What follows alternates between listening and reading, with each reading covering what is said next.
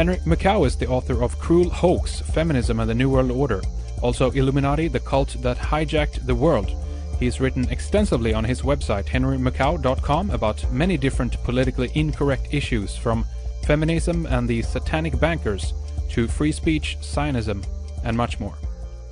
Welcome back to Red Ice Radio, Henry Makow. Great to have you with us again. How are you today, Henry? I'm fine, Henrik. By the way, Henry, I wanted to ask you a little bit about how things turned out with the Human Rights Commission over in Canada. Last time we had you with us, we talked briefly about this, and I think there was a court case involved, and you were doing some of the things, in terms of the court business over there. How did that turn out, Henry? Well, they lost another case, the Lemire case. Lemire's lawyer was my lawyer, and she's very good. Her name is Barbara Kolowska, and she basically she won that case, and now the Canadian Jewish Congress has to appeal it to the Supreme Court, which may take 5 years or more.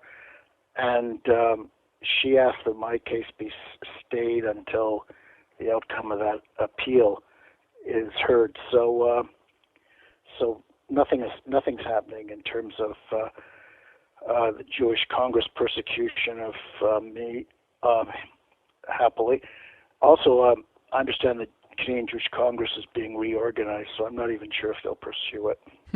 Well, there you go. Okay, well that's the slow process of bureaucracy, I guess, and the legal system. It can take 5, 10, or even longer in some cases to sort anything out. But that's positive, I guess, from your point of view, right?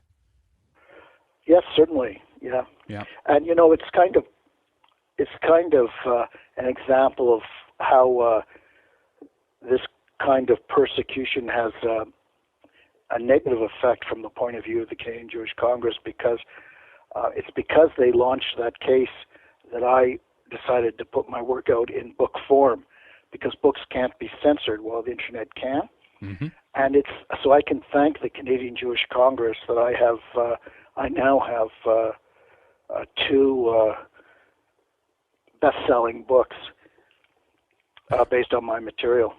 Well, there you go. Okay, well that's a positive sign of, if anything. Obviously this is for those listeners out there who don't know what this was about. You can always go back in our archive and listen, but basically about clinching down on free speech and connecting it with these hate laws and all kinds of ridiculous stuff. The Canadian Jewish Congress wanted to prevent me from ever using the word Jew. Really now? They essentially wanted me to take down every reference I'd made to Jews, Zionism, anything pertaining to their agenda. So they're touchy about this, obviously, as well. And how come you can't use a word like Jew yourself when you are of Jewish descent, Henry? That's kind of ridiculous, isn't it?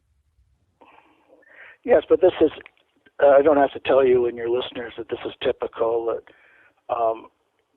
their colonization of the world begins with the colonization of our minds. Yeah. And so they can't allow anything to interfere with that process of brainwashing.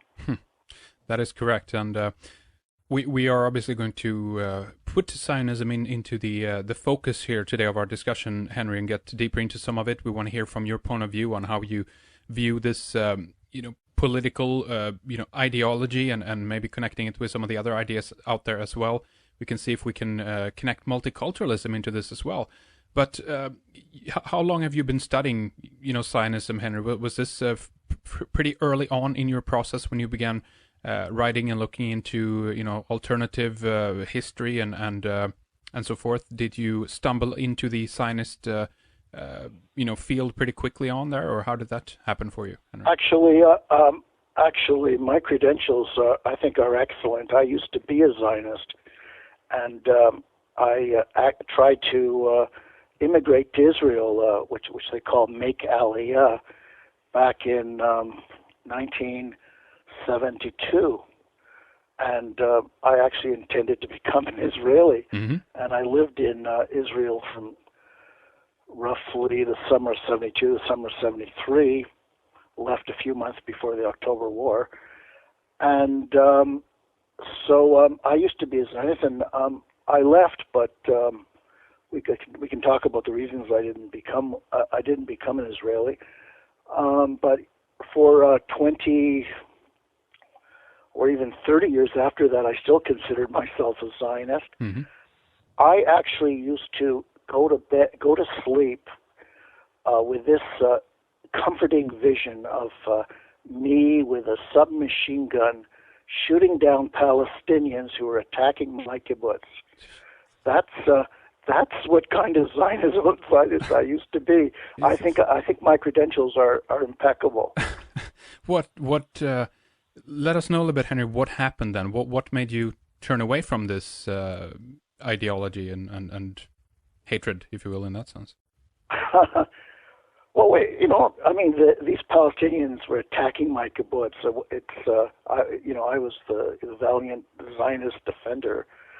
But what made me turn around? Well, I started doing some research, some reading, and finally saw Zionism in what I consider its true light. And so, as you can imagine, I've done a 180-degree switch where I now believe that Israel is basically a hoax, and Zionism is a hoax being perpetrated on the Jewish people. And I don't know where to begin, but it's essentially one of the many instruments that the international banking cartel uses. You could say that Israel itself is their private army, their private secret service, and their private nuclear arsenal. And Zionists throughout the world are their foot soldiers. And the real purpose of Zionism is to advance the agenda of this international banking cartel, which is a world tyranny. And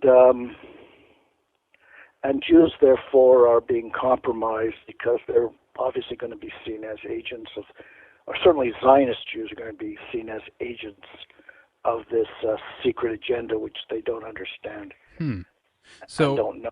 Okay. Well, that's an interesting point of view. So you're saying, Henry, that many of the Jews out there are being used for this purpose. Is that to, if you will, also then attract the attention of all the other people out there to kind of turn their eyes towards many of the Jewish people who are, Zionists? Well, the problem is that they're so effective that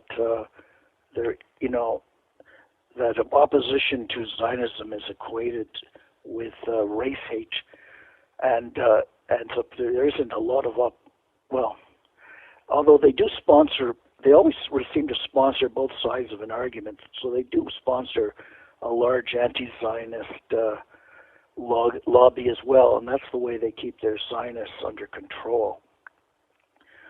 But could you repeat your question, Henrik? Well, I guess it would be more if Jews around the world who are identify with the Zionist cause, if you will, if they're being used then for this purpose of attracting the attention of all the other people out there. If I put it in another way, a lot of people out there who are looking into the latest economic collapse or depression or this total debacle that has happened with the banking system, they see that a lot of Jewish people are the bankers, if you will. They see that this must be a Zionist plot, if you will.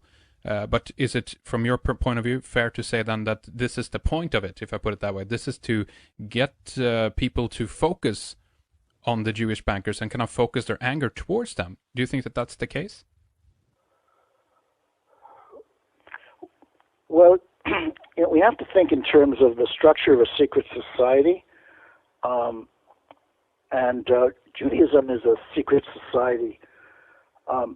And the structure of a secret society is that the foot soldiers, the rank and file, are not told the agenda.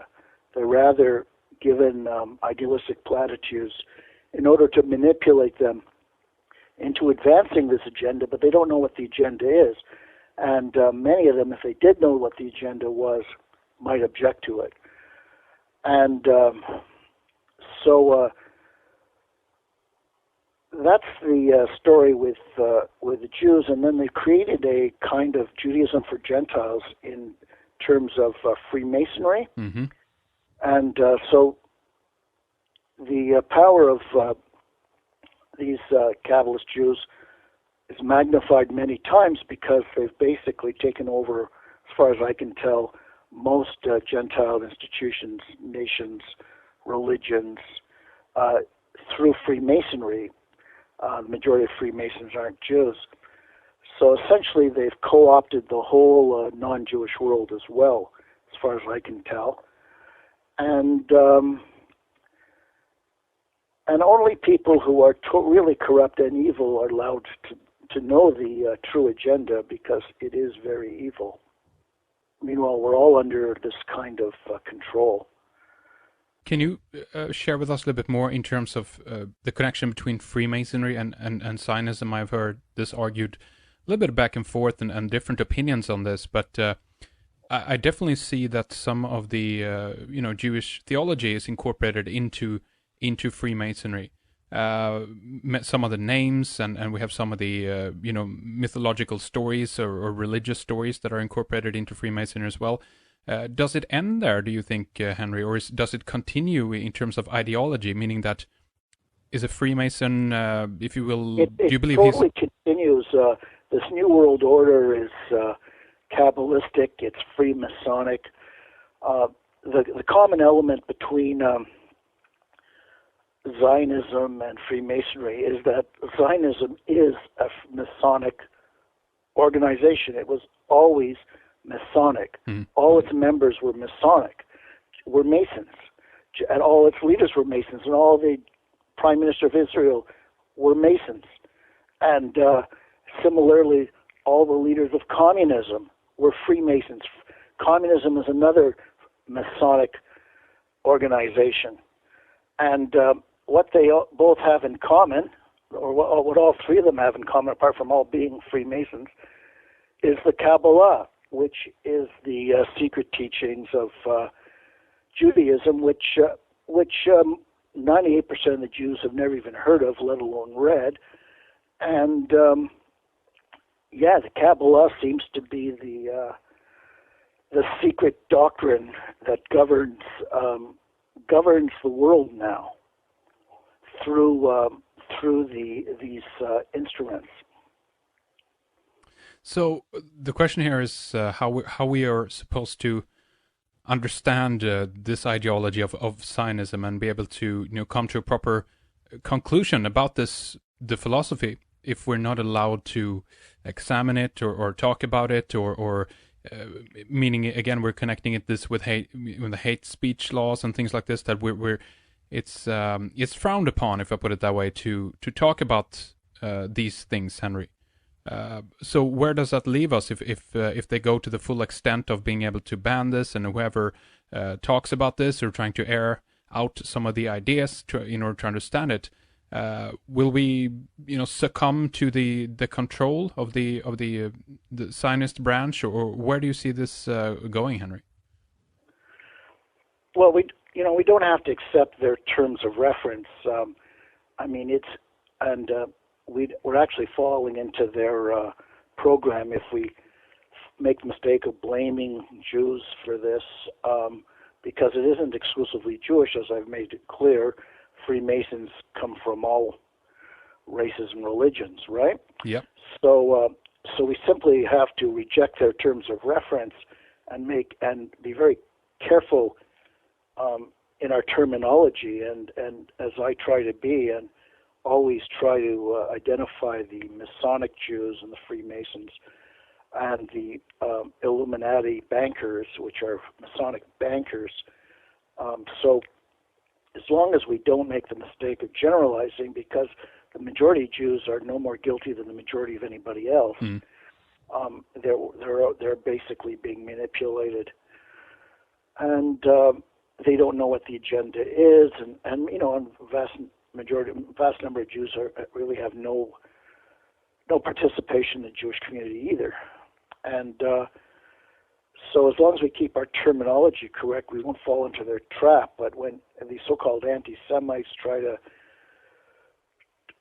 make a case that all Jews, by virtue of their birth, are somehow part of this agenda, well, then the anti-Semites are actually helping the Kabbalist bankers, because the Kabbalist bankers want to use the Jewish people as a kind